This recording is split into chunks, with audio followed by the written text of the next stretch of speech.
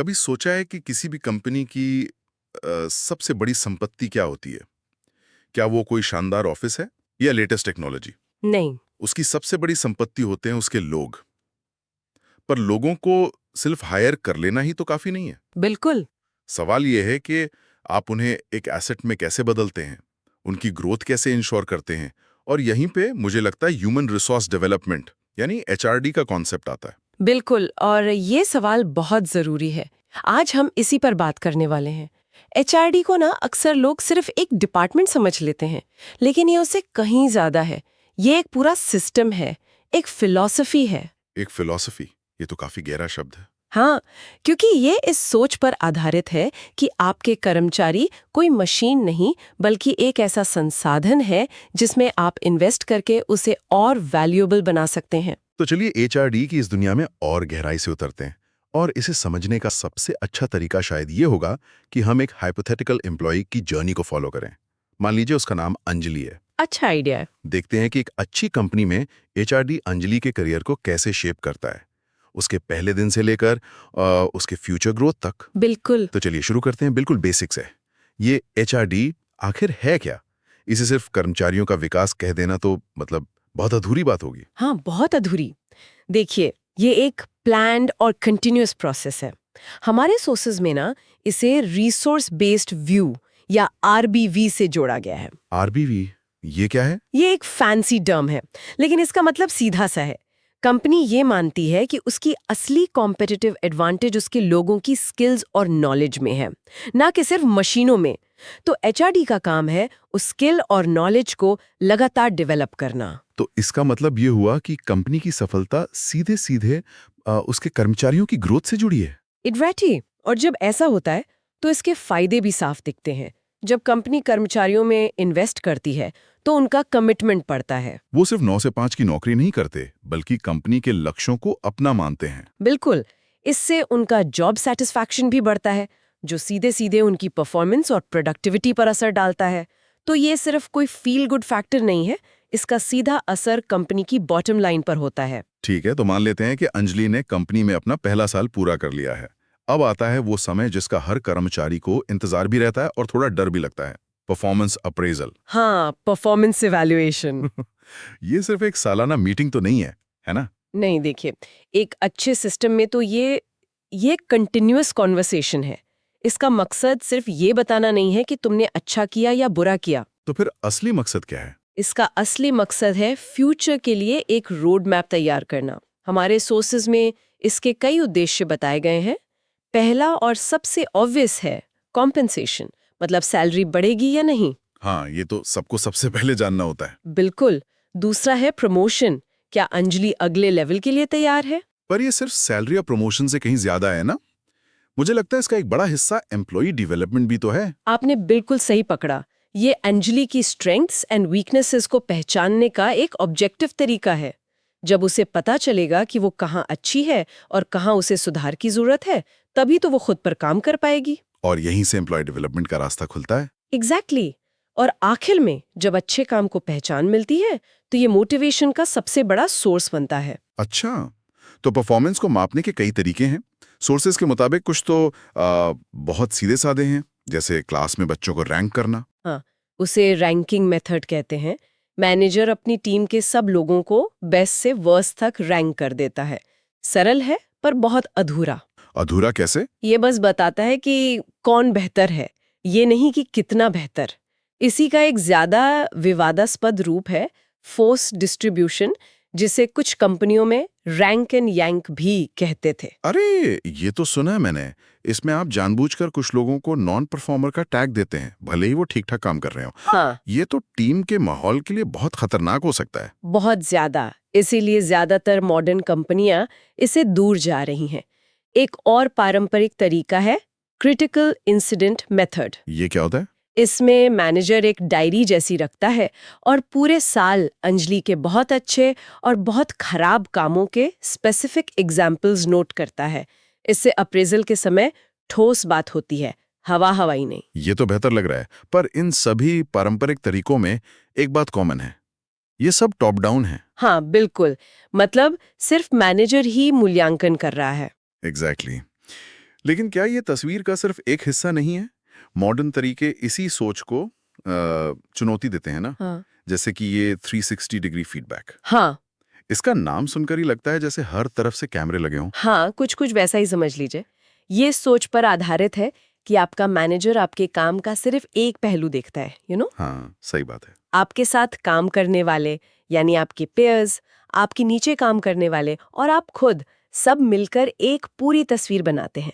हमारे सोर्सेज बताते हैं कि इसे जनरल इलेक्ट्रिक ने 1992 में सबसे पहले पॉपुलराइज किया था। इससे तो अंजलि को एक होलिस्टिक व्यू मिलता होगा कि लोग उसके काम करने के तरीके को कैसे देखते हैं। बिल्कुल, ये वाकई एक गेम चेंजर है। और मैनेजमेंट बाय ऑब्जेक्टिव्स यानी MBO क्या है?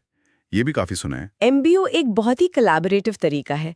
इसमें साल की शुरुआत में अंजलि और उसका मैनेजर मिलकर कुछ ठोस मेजरेबल गोल्स तय करते हैं। जैसे अगले 6 महीनों में सेल्स 15% बढ़ाना।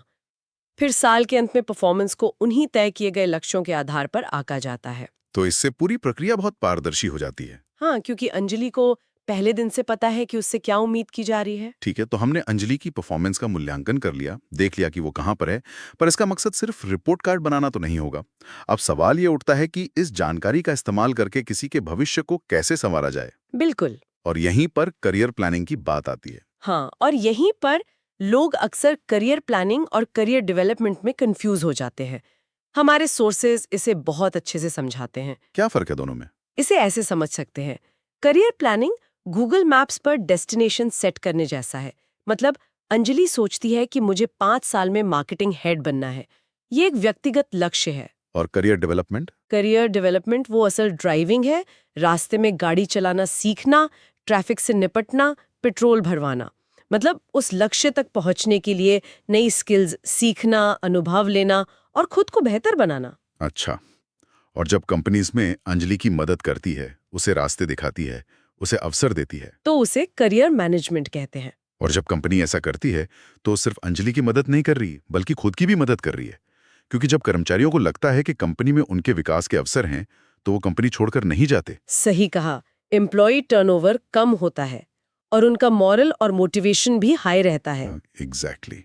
और करियर डेवलपमेंट का सबसे जरूरी हिस्सा है ट्रेनिंग एंड डेवलपमेंट। यहाँ भी कोई छोटा सा अंतर है क्या? हाँ है। ट्रेनिंग ज्यादातर शॉर्ट टर्म होती है और वर्तमान जॉब से जुड़ी स्किल्स पर फोकस करती है। जैसे मान लीजिए अंजलि को एक नया CRM सॉफ्टवेयर सीखना है, ये ट्रेनिंग हुई।